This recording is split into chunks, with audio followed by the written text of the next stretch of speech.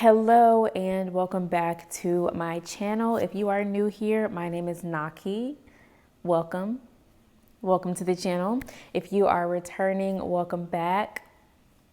Lovely to see you again. This is going to be a chatty video today. So grab your drink, grab your water, grab your wine, your tea, your coffee, whatever it is that is your beverage of choice. And yeah, we're gonna just have a little chit chat today because I have been feeling a way about my closet and my wardrobe. So about 3 or 4 years ago, I'd say, I really got into the whole concept of a capsule wardrobe. That's when I learned about a capsule wardrobe, and I started to feel like I really needed a solid capsule wardrobe of just like basics, because I was missing some of the most like just necessary basics in my wardrobe. And I felt like all of my closet was fast fashion and just things that were kind of trendy and just kind of going in and out of style. And I felt like as I get older and as I mature, I just felt like I needed a really solid capsule wardrobe. Fast forward 3 or 4 years, now whenever I go into my closet, I know hate is a strong word, but I might dare to say that I'm hating my closet right now. I'm hating my wardrobe. I'm hating my capsule wardrobe, if you will. So much of my closet is just like, it's just full of staples. It's full of basic items, and I don't feel like I'm having a lot of fun with my closet anymore. So I've kind of just reflected over what I've done the past couple of years and how my wardrobe has gotten to where it is. And I kind of want to talk through some of my mistakes that I'm finding that I made that I'm just honestly regretting, and that I'm gonna be fixing over the course of, like, I don't know. I mean, I guess the next couple of months or years, but ultimately it's just gonna be a different approach altogether moving forward of how I think about and how I approach a wardrobe, my wardrobe in particular. So let's get into it. My first mistake when building my capsule wardrobe was thinking that a capsule wardrobe only means basics. And by basics, I mean white t-shirt, white button down, black button down, the basics that you typically think of when it comes to a closet or a wardrobe. But when you think about the technical definition of a capsule wardrobe, nowhere in it does it actually say the items have to be simple or basic or like staple items, if you will, in a traditional sense. The definition of a capsule wardrobe is simply a small collection of clothing items that can be worn together and includes anything and everything that you would need to normally wear. That can mean a pink sweatshirt if you love the color pink and you love how sweatshirts look on you. It can mean a printed trouser if you love trousers and you love prints and you love to mix and match different prints. Like it just means what you would normally wear, not what everyone else would normally wear, if that makes any sense. And I feel like I fell into this trap of defining and building my capsule wardrobe based off of what other people's definition of a capsule wardrobe is, which in my opinion is just wrong. It's just not basic pieces. It's pieces that you personally can mix and match and that you personally will be wearing all the time or that you normally wear. So I'm just redefining my definition of a capsule wardrobe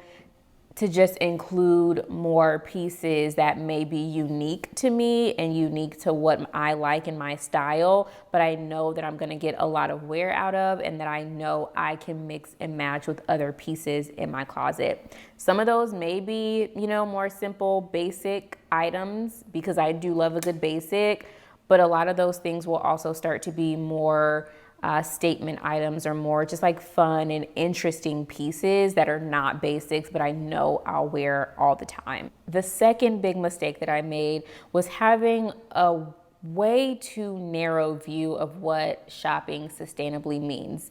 Y'all know I love a good sustainable brand. I've really become very passionate about sustainability and just making sure I'm doing what I can do personally to just make sure that I'm minimizing waste in the world, whether that be with clothing or even just like recycling plastics and things like that, or like buying reusable products, like for example, a glass straw instead of a plastic disposable straw. But as I think about the definition of shopping sustainably for clothing, it doesn't necessarily just mean shopping sustainable brands. It can mean a bunch of different things, like buying vintage or secondhand or thrifting. That is a way to shop sustainably because you're not creating new waste or you're not buying a net new product. Buying from boutiques or small batch brands who don't make a ton of clothing, or they only create clothing based on how many orders they're getting, so they're not producing and creating in excess.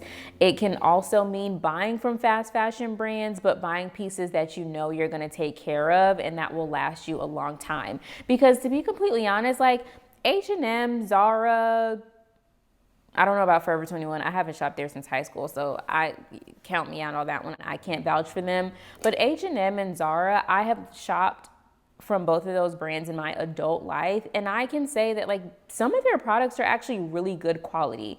So while the brand or the store as a whole may be fast fashion, you can find some pieces in there that are really good quality, and also that you know that you're gonna wear a long time. It may require taking some additional care of those items, or making sure that you're like hand washing instead of washing in the washing machine and things like that. Shopping from fast fashion and actually keeping those clothes for a long time and taking care of them, to me, is sustainability. Also, renting and borrowing clothes. That's an option too. There are platforms like Rent the Runway, and I know there are other platforms out there as well that allow you to rent clothes. That's another way of being sustainable. You don't have to buy everything you wear. You can definitely rent or borrow and not create additional waste. It's not just buying from sustainable brands. That's just one option. And it's not that I won't continue to buy from sustainable brands, but I'm just going to broaden my perspective and my definition and my approach to what buying sustainably means, and just broaden the places that I buy from, because I find that just buying from certain brands or certain stores, like for me personally, it just starts to get boring. The third biggest mistake that I've made when it comes to building my capsule wardrobe is leaning way too much on inspiration and not enough on my own personal creativity and personal style. This could probably be said for any wardrobe, not necessarily a capsule wardrobe, but it applies to my capsule wardrobe because that's what I've been building over the past couple of years. I don't know if you know, but in high school, your girl was voted best dressed. Like senior year, you know, when you have superlatives, my superlative was best dressed. And while I look back on those pictures now and my fashion sense was quite questionable, one thing that I loved about my sense of style when I was younger is that it was truly a form of self-expression for me. Like I wasn't worried about what other people were wearing. I wasn't worried about, you know, I guess we didn't really have influencers at that time, but I wasn't really worried about like what celebrities were wearing. I wasn't worried about name brand, mostly because my parents weren't paying that money for name brand clothes that I was just gonna grow out of anyways. Like none of that stuff influenced what I wore. I just would wake up, walk into my closet and pick out outfits, put them together, and like it would just be like, I love this and it expresses who I am, and I would just wear it, and that got me best dressed.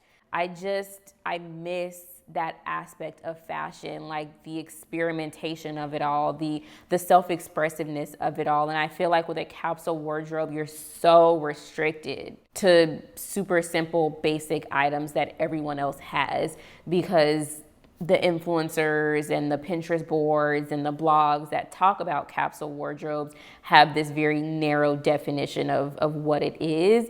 Therefore, I've just kind of leaned on that and leaned on those people and leaned on that inspiration, as opposed to just like leaning on my own sense of creativity when it comes to my clothing and my outfits. I'm not saying that I'm gonna stop looking at Pinterest boards and stop looking at influencers and stop, being inspired by those things, but I'm not gonna allow that to be my entire wardrobe, if you will. Like, at the end of the day, there's nothing wrong with liking something that someone else is wearing or something that someone else has, and there's nothing wrong with buying it because you like that person's style. I just don't want to create my entire closet off of that. I'm just gonna have a balance of like being inspired and still looking at some of my favorite influencers and celebrities and style icons and adapting some of their style into my wardrobe, but making sure that I'm leaving room and space for my own sort of creative influence as well, if that makes any sense. I'm not sure if that makes sense, but I hope it makes a little bit of sense. The fourth mistake that I've made when it comes to my capsule wardrobe is purchasing items that I don't absolutely love. The thing about me is if I don't absolutely love a piece, if I don't love the way it looks, if I don't love the way it looks on me, and if I don't love the way it makes me feel when I'm in it, I'm just not gonna wear it. I found that in building a capsule wardrobe, I again took a lot of inspiration from influencers, celebrities, blogs, Pinterest boards, all those sorts of things. And I ended up with a good number of pieces that I just don't wear because I don't like the way it looks on me. I am only 4'10", 4'11" on a good day. I'm very petite. I'm only 100-ish pounds, and the things that everybody else can wear, they just don't work on my body type a lot of times. And I just ended up with a capsule wardrobe where a good chunk of the stuff, it's not flattering on me, or I just don't feel 100% comfortable or beautiful in it. Therefore, it sits in my closet and I don't wear it. And it ends up just being wasteful because it's not being used. So I'm just gonna stop buying pieces that I don't absolutely love because it's just wasteful. I've also over-indexed on buying clothing and not enough on buying shoes and accessories. When you think about a capsule wardrobe and when you start building your capsule wardrobe, you don't really think about accessories because accessories are kind of optional in a sense because it's so focused on, especially having a small number of items. I feel like I've gotten to a point where I don't have no accessories. Like, I don't have no jewelry. I don't have no bags.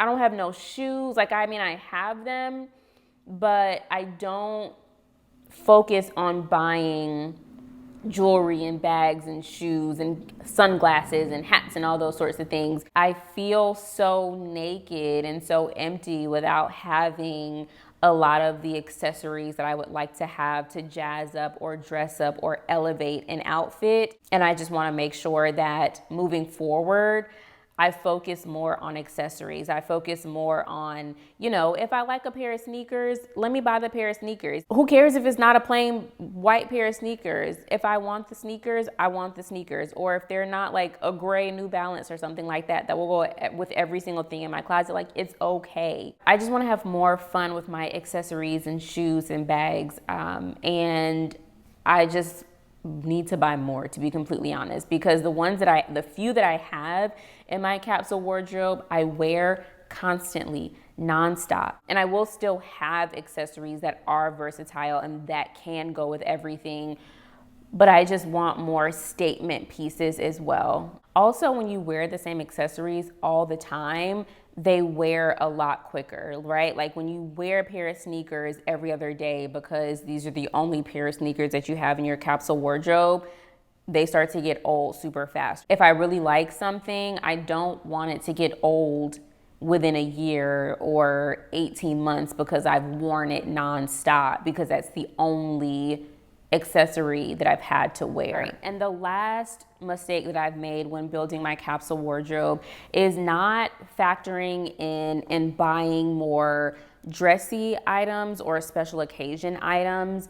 When I think about a capsule wardrobe, it's a lot of stuff that you can wear every single day and get a lot of use out of, which tends to be much more casual wear. But that leaves out a very important part of our lives, which are sort of like special occasions, and not even necessarily just special occasions like weddings or birthdays, but even things like date nights or, brunch, because in Atlanta, we brunch, I want to do a better job of integrating special occasion or just more dressy items, more sexy items, more elevated items into my wardrobe, even if that isn't defined as like a traditional capsule wardrobe. Like, I just want to be able to go out and feel fine. You get what I'm saying? Like, I want to be able to do that. And I want to not wait for a special occasion to feel like, oh, I can only buy a dress for a special occasion. I want to just be able to buy those things when I see them, and when the occasion comes, I have something to wear. So yeah, moving forward, I'm definitely evolving my definition of a capsule wardrobe, and I'm evolving my approach to how I build a capsule wardrobe. I definitely still want anything in my closet to be something that can be easily mixed and matched with other pieces. I want anything in my closet to be something that I absolutely love, that I know I'm gonna get a ton of wears out of, even if it's not a basic item. If I love it, I'm automatically gonna wear it more. This sweater, I love this stinking sweater. It's so cute, and I've worn it so much, although it's hot pink. It doesn't necessarily go with every single thing in my closet, but because I love it so much, I'm wearing it and I'm getting my cost per wear. I'm still going to invest in basic items, staple items, because at the end of the day, like for me, that is the basis of my wardrobe. Like those are just things that I need, but my wardrobe is just gonna be a lot less restrictive, a lot more self-expressive, and just a lot more me. And I'm excited about that. I'm very excited about that. That's gonna be it for this video. If you enjoyed it, you already know what to do, girl. Give it a thumbs up. And if you got to the end of this video and you are not subscribed, we're all confused. We're all confused here. So go ahead and just click that button because you know you want to. And this video is over, but that doesn't necessarily mean the party has to end. You can watch this video or this video, whichever video you want to see, and we can keep this party going. I'll see you in one of these videos. Peace.